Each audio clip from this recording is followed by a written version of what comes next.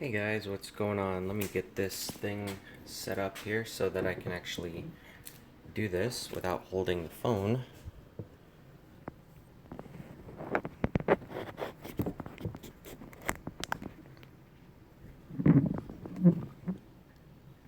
There we go. I think this might work.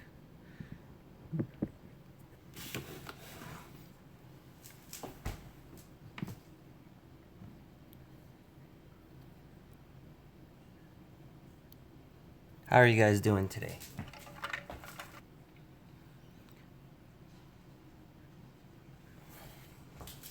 I'll try and do this kind of fast because I keep losing connection. I don't know what's going on. Hopefully it's working fine for you guys.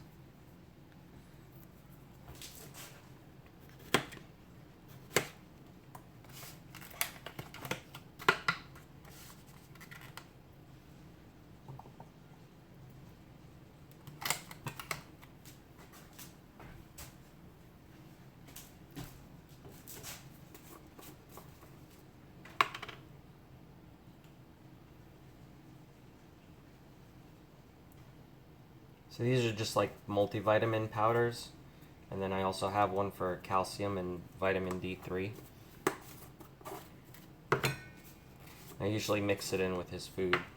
Since he's older now, I just want to be able to make sure he gets all the extra nutrients he needs and vitamins and everything.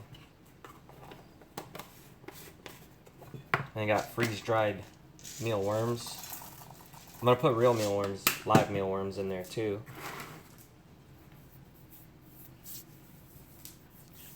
Let me go get those.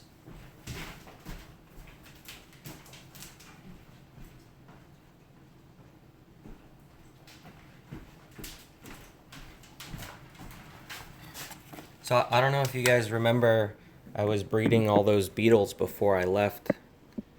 And let me go show you those guys. Hey Luna.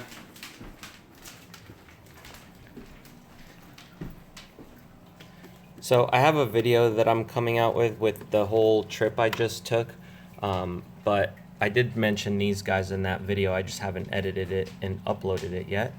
But these are the beetles that I was starting to breed before I left. Look how many there are now. And this is actually where I get my mealworms from. So I come in here sometimes and just separate all the mealworms as much as I can. And then I have another container that I put those in. And then the big superworm beetles are still in here, like Neo and the other ones. So Scout's asking for his food, so I can hear him up there. So let me try and finish this.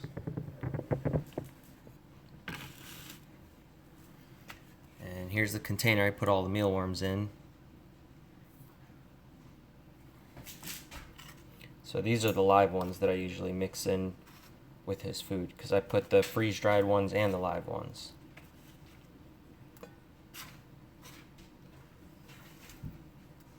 But if I see any of the ones that are starting to turn into beetles, like this one here, I don't know, let's see if we can get it to focus in.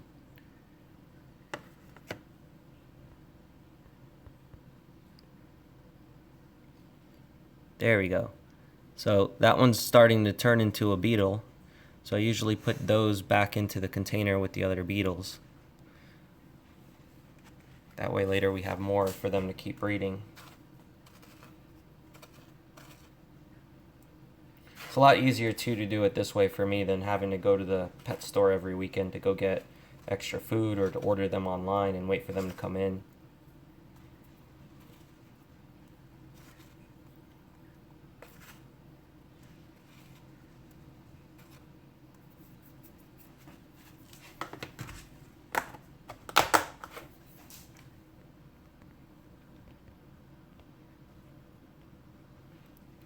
There we go. I got it focused. Alright. Now, I don't know what I got battery left wise, so let's go ahead and bring these up for him now. I have other stuff I normally put in here too, but I don't want to kill my battery before I can do that. So let me go bring it upstairs so he can eat, and I'll give him the rest later if he still wants more.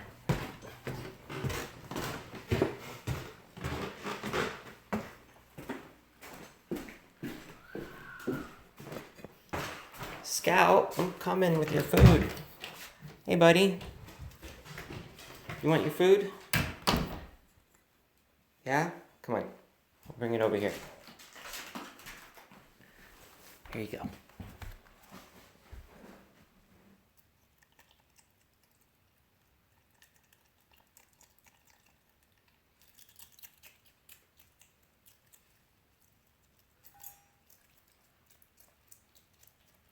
I think he just took one of the strawberries, some of the worms. That was a carrot.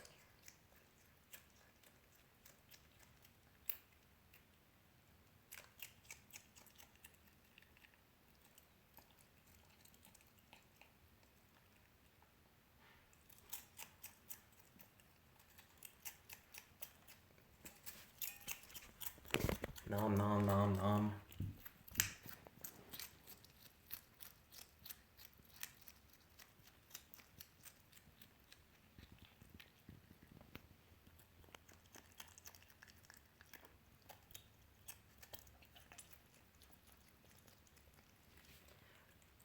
Madison's asking, where did you get him? He came from a breeder. I used to have a pet store, an exotic pet shop in Florida, and I've met with a lot of different breeders and stores who carried him. And after I got my permits to be able to own one, I ended up getting one.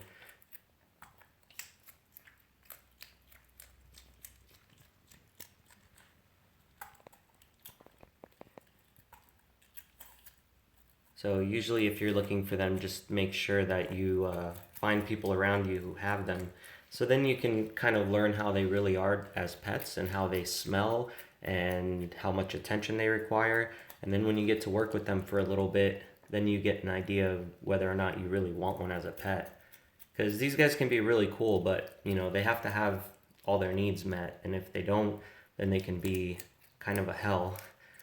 As a pet, because they're still wild animals. They're not domesticated like a dog or a cat is, so they can be a lot harder for certain people. It really depends on what kind of lifestyle you have to be able to have an animal like this. So usually what I tell everyone is, you know, like if you're someone who works from home and has enough money to afford all of their needs, then it could work for you because they're small, and as long as you don't have like a ton of pets and you can focus all your attention on them, it'll make it a lot easier on you. Another thing that most people don't really know, and some people lie about, is that they're not really potty trained, which is why I have the tarps and blankets and stuff on the floor right now, because I don't have a sandbox set up. So what he'll do is, you know, he'll go wherever he wants. And a lot of people try to tell you that they're litter trained, but I guarantee you that there's not one fox out there as a pet that's 100% litter trained. I have yet to see one anyway. Scout, you enjoying those worms?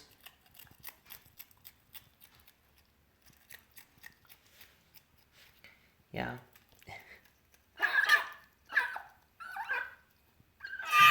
I know they're good, right?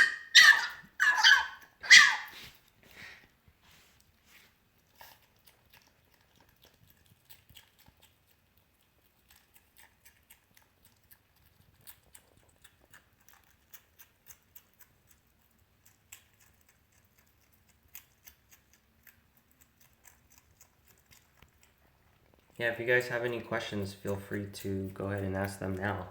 'Cause once I'm done with this video, I'm going to go back to editing my travel vlogs that I took, and hopefully you guys will enjoy those as well. And I'm also going to be creating some new t-shirts for the channel. So if you guys look at the links below in the description, I've actually put a couple of different places that I have some t-shirts, but I'm going to kind of put them all in one place and then promote them from there.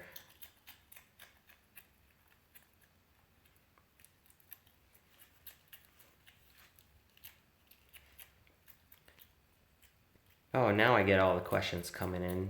All right, so Madison's asking again, like how often I feed him. He eats once a day most of the time, but sometimes I'll feed him at night as well before he goes to sleep, and it's usually a way smaller meal.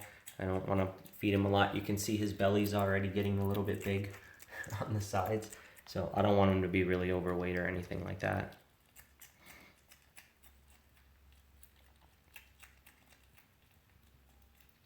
And then DVK1106 is asking, are they hard to take care? Are they hard to care for or easy? Like once you get the hang of it. So basically, once you get the hang of it, it's a lot easier, obviously. But that's why I tell everybody to go hang out with an animal like this first before you buy one as a pet. Find out other people who have them as pets and go visit them, because then you'll get a way better idea of what they're really like. Let's see if I can get this back on here so it stops shaking. There we go.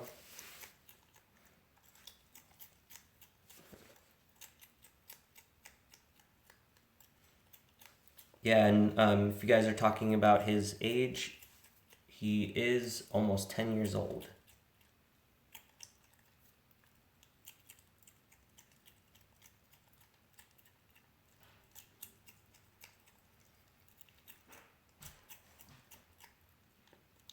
Duke the Wolf's asking if I'm going to get another Fennec or another fox. I'm not planning on getting any other foxes right now, but Scout does have a few friends that he gets to hang out with now, thanks to Whitney, because she has her foxes and she allows him to hang out there too. So he gets to play with other ones.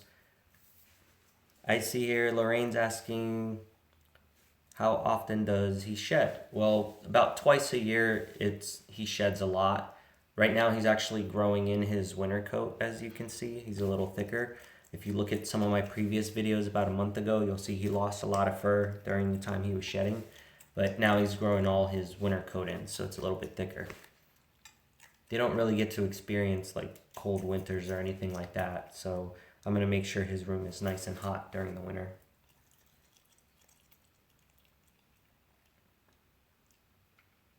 Like in the desert, it'll get cool at night and stuff like that, and sometimes it'll get a little cold, maybe like in the 60s or so, but I don't think it really gets that cold. So for them, they don't really enjoy it. He prefers to have his nice hot room. Are you done? You running off to go hide? That's his little safe spot now. He kind of chose it. And he goes in there to go hang out whenever he wants to get away.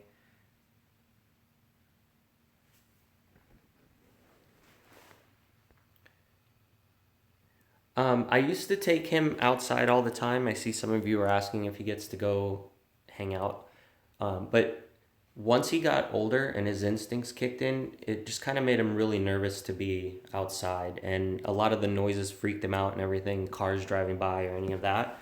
Now I'm not in that in those areas anymore, so it is a lot quieter outside. I haven't brought him out yet, but I do plan on doing that.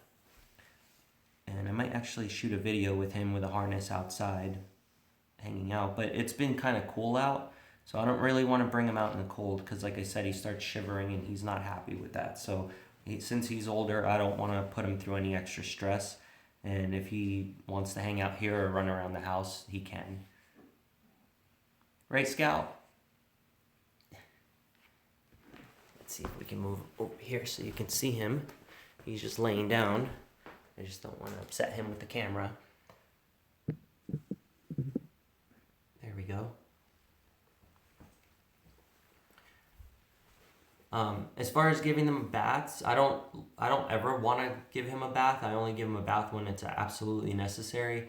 The water stays on their fur for kind of a long time because they have double coats, kind of like Luna does, and he starts to shiver and get cold really easy. And since he doesn't like the blow dryer because it's so loud, I can't really blow dry him with him being comfortable. So I try not to bathe him at all, and he's usually fine.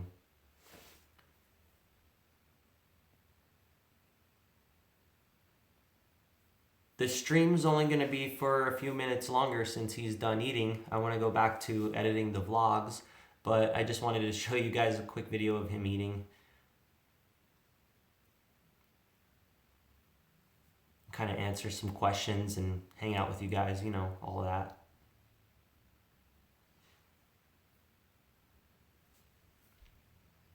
Sarah, you're asking if he eats the house spiders here. Well, he would eat any of the bugs that crawl around in his room, but I never see any bugs in here because I never get the chance to see them running around. But if there are any running around, he will grab them. He did have a sibling, Madison, but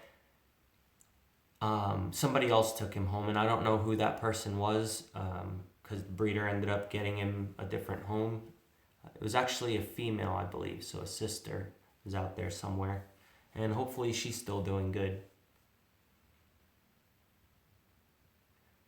And Draven's asking about other fruits that he eats. Well, he doesn't really like fruits too much, and I don't like giving him a lot because of the amount of sugar, but he will eat, like I gave him today, I gave him a piece of a strawberry.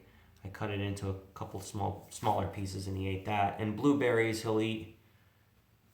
He doesn't like raspberries. He doesn't really go for apple, but every once in a while he'll eat a small piece. And I've never really found any foods that he's allergic to or anything.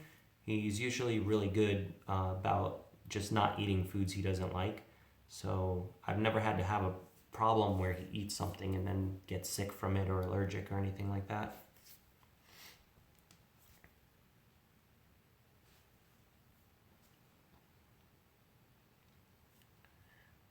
Lizzie's asking where Luna is. Luna is actually outside the door here, but she's just laying down waiting for me to finish up here, probably so I can give her food.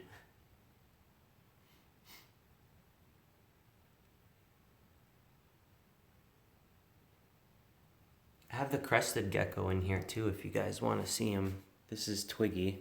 He belongs to Whitney's niece. And believe it or not, Scout leaves him alone. You guys see him?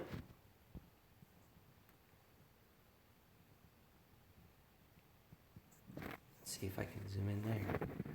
I don't know why it's not focusing, but there he is. Right there. That's him inside the branch.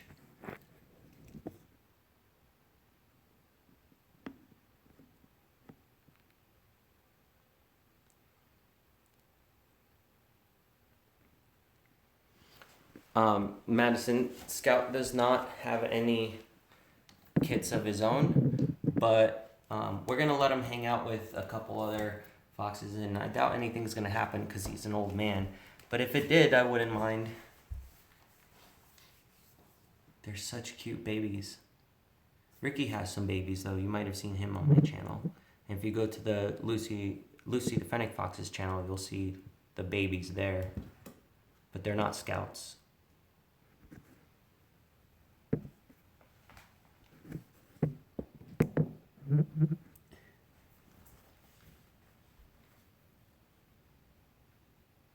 Scout, are you tired now? You ate that big meal?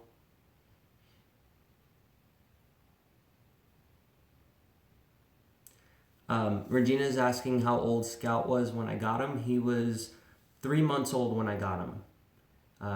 They didn't want me to take him home earlier, so I ended up leaving him a little bit longer, and then I took him home. So he was still a little kit when I got him. Anna's asking how big Fennec foxes get. Well, Scout's actually a little bit on the smaller side compared to most Fennecs, but normally like 3 to 4 pounds is all they'll get to. So they're kind of like Scout's the size of about a large rat, and some Fennec foxes get about the size of like a teacup Chihuahua, I guess.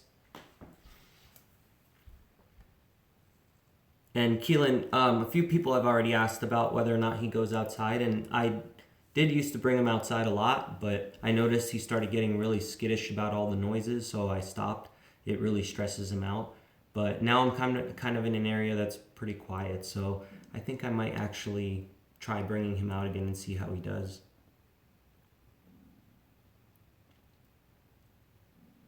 Yeah, he's in a food coma right now. Definitely. He just wants to relax.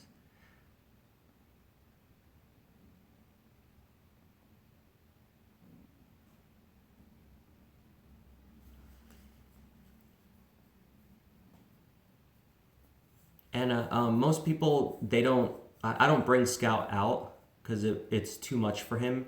So I don't have like people who would actually mistake him for a Chihuahua.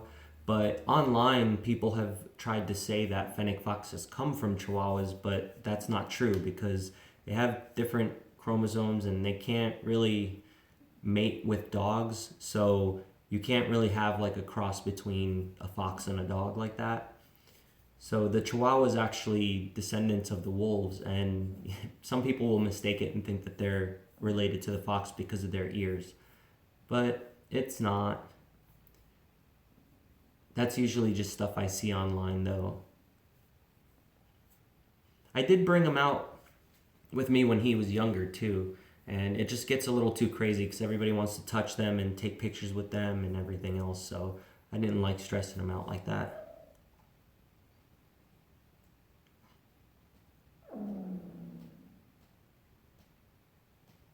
So Scout's favorite thing to eat is actually roaches and mealworms and superworms. Like when it comes to bugs, those are his favorites.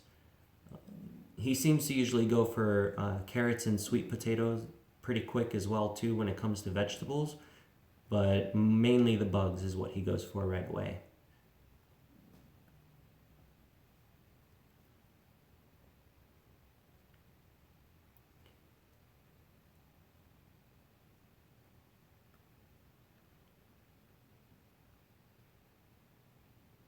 His ears, the size of them, I've never really measured his ears, but I would say maybe about 5 to 6 inches tall. I'm just guessing though by looking at it, so don't take my word for it. Anna, how was Scout with the other foxes? Well, he was a little grumpy at first and they kind of screamed at each other. But I did put a video up on my channel when they first met. And after a few days, they actually got along really well. And there were even a few days where we walked in on them playing with each other, running around the room together. But I wanted to bring Scout back home and keep an eye on him because his eyes got a little bit irritated one day. So I kept an eye on him here and made sure that his eyes stayed clean, and now he's all better. And the same thing with his fur. His fur was getting like really itchy and flaky, and I just brought him here and kind of kept an eye on him and put some stuff on his skin, and now he's better, and his fur all grew back. He did go through a lot of stress though, during the move, so.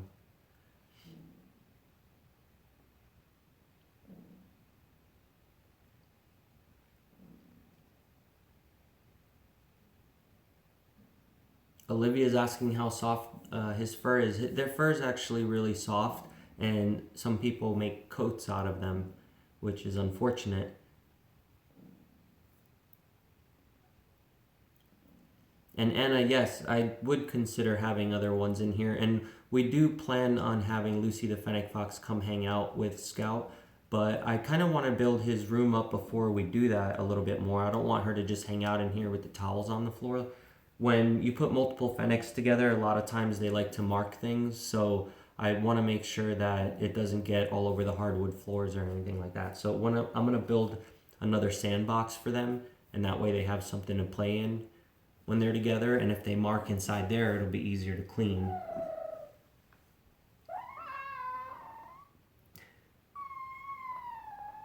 And yeah, Keelan's asking if he has better hearing than dogs.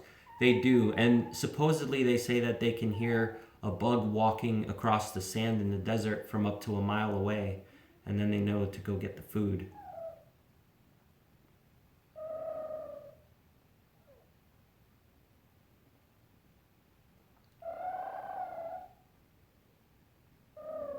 Yeah, those aren't kitties, Anna. That's actually the noise that he's making.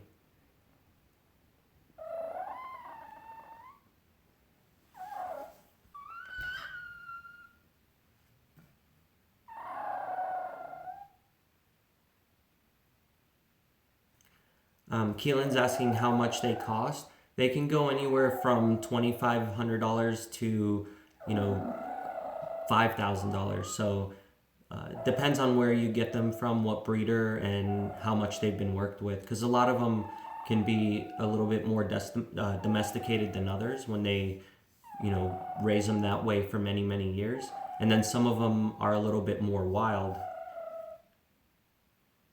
And usually the females go for more money too, because people don't want you, just breeding them back and then trying to make money off of them.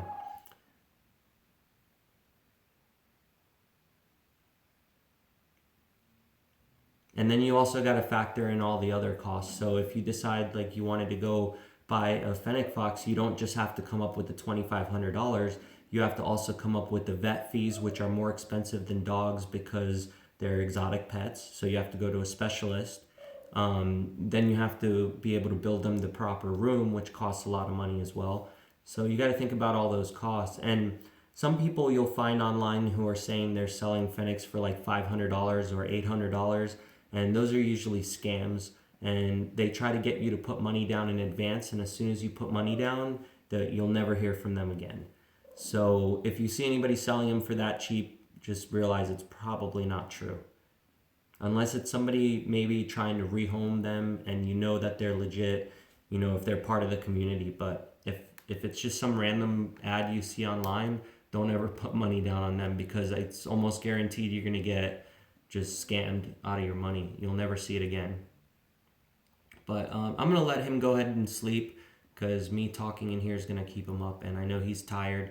So if you guys want to see more videos like these, let me know in the comments below. And again, I also left my donation link there if you guys want to help out with the channel. And I'll see you guys in the next one. Thanks for watching.